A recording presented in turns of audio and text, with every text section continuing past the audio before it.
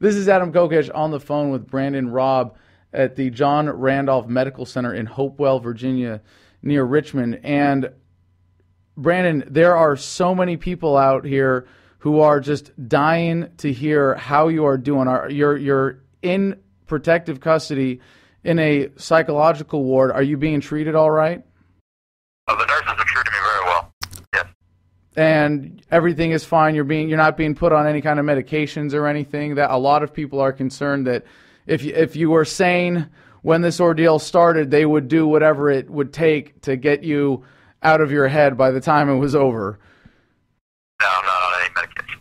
Well, let's hope it stays that way. So, Brandon, tell us, going back to what may have caused this, what do you think led to you being singled out? We know it was the FBI and the Secret Service quoting your Facebook page, but why do you think you were singled out here?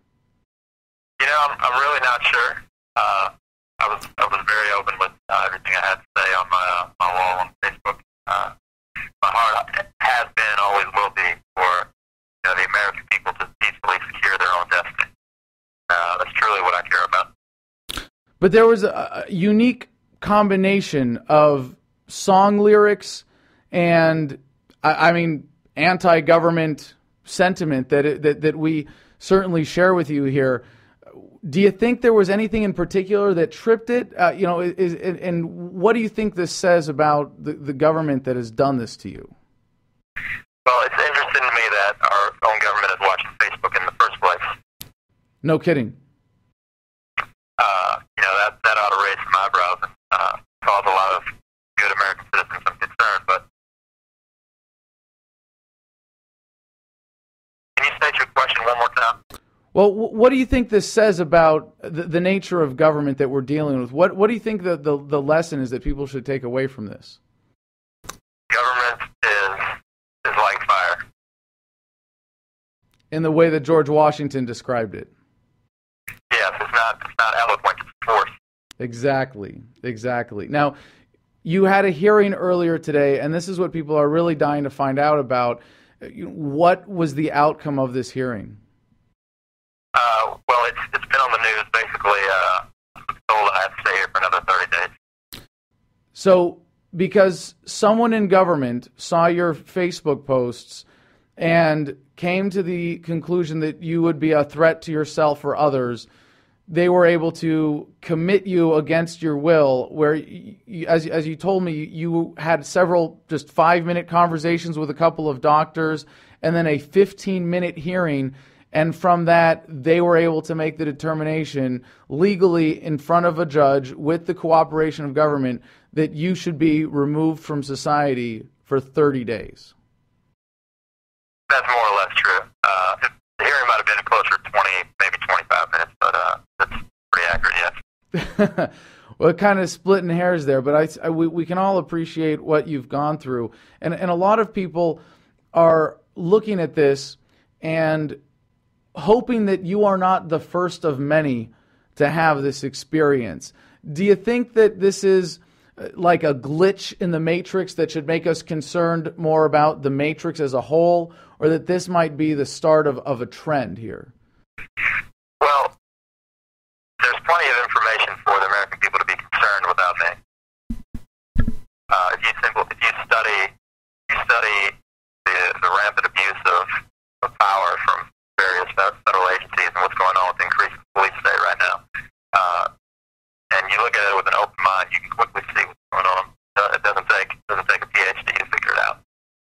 So what is your message for all the people that are in support of you, because they're inspired by the fact that I guess you were first on the list to be picked off? I mean, this really is unprecedented to see that the federal government, in its new snooping powers, is using them to create the excuse through your mental health to remove you from society, to silence you, to shut you up. But fortunately, we're actually in the process, as we speak, of watching this backfire, as this is really serving as a teachable moment for the American freedom movement, for the nation as a whole, and really for the entire world as to where we are with the state of governments out of control today. What is the lesson that you want people to take away from this? Well, it's half of the reason why I said what I said, just to prove the point. I'm not trying to give anybody a lesson. I just spoke the truth as I saw it. What do you think it was about the truth that you spoke was such a threat? I'm truly not sure, man. Because it was a lot. You know, there were a lot of things that you were saying that were a threat to the establishment, talking about 9/11, talking about the Federal Reserve, talking about the structure of the elite and the powers that be. So but the thing that's scary about this, because I looked at your page, I went through a lot of it.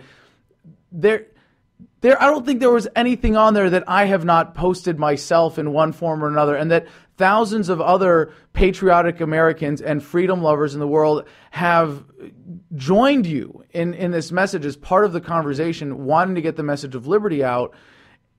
And it's amazing to see that now that is grounds for basically, I mean, this is maybe the modern equivalent of how people get disappeared. Fortunately, they just go away to a psych ward for 30 days. But if it wasn't for our ability to stand together, to use technology to reach out, you know, we wouldn't even be aware of what was happening with you right now.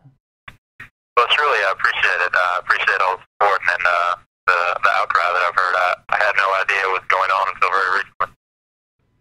Well, you're a Marine. You served in Iraq and Afghanistan, and I think that just adds a whole other layer to this, because maybe it's that veterans coming home speaking out against the foreign policy that we were a part of are a particular threat to the system.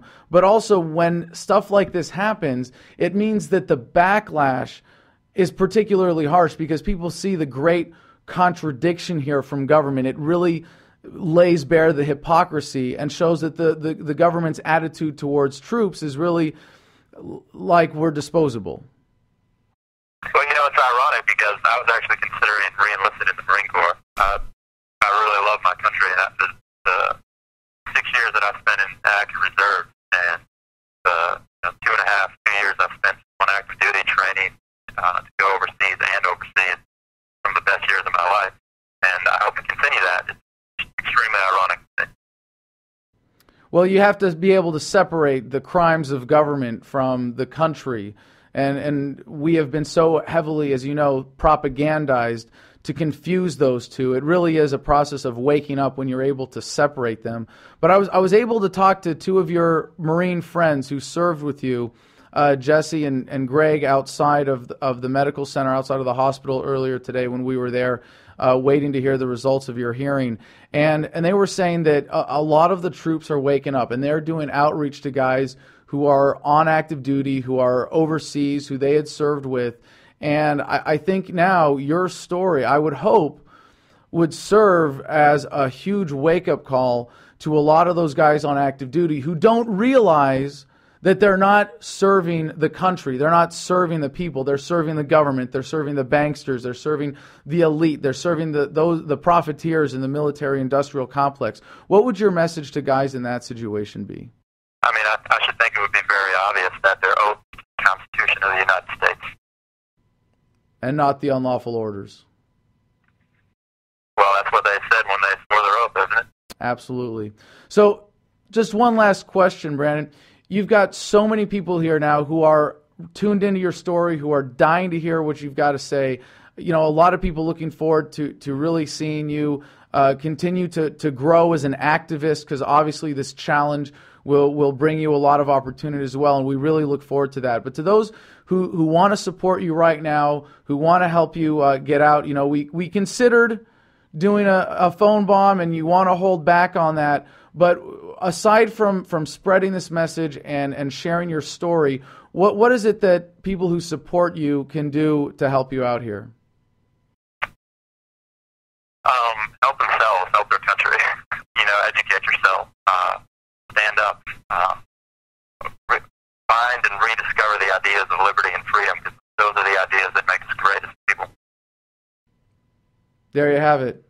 I couldn't have said it better. Brandon, thank you so much for being with us. Really appreciate the chance to interview you from behind these odd prison walls that you're behind now, as the government is hiding behind a hospital to keep you removed from society. Best of luck, and thank you so much for being with us today.